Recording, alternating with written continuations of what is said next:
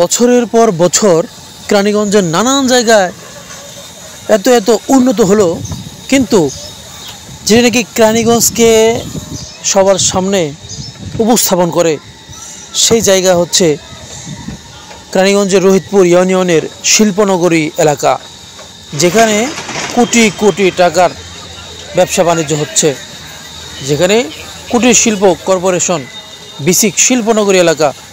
কিন্তু এই রাস্তাটির আর যেন উন্নত হলো না। এর সামনেই কিন্তু খেয়াঘাট, যেখানে নাকি শত শত হাজার হাজার মানুষ প্রতিনিয়ত এটি দেখার জন্য আসে, ঘোরার জন্য আসে। কিন্তু এই যে কেরানীগঞ্জের বাহির থেকে যে সকল মানুষগুলো আসে, তারা যদি এখানে আসে তাদের একটি কী অবস্থা হয়। এই যে ময়লা দেখতে পাচ্ছেন, এক জায়গায় যদি দাঁড়িয়ে থাকা যায় তাহলে সেই উপলব্ধ করতে পারে যে এখানে কত ময়লা। এ থেকে আমাদের কেরানীগঞ্জবাসী কীভাবে বের হতে পারে সেটি আপনারা আপনাদের মন্তব্যে জানাবেন। ধন্যবাদ।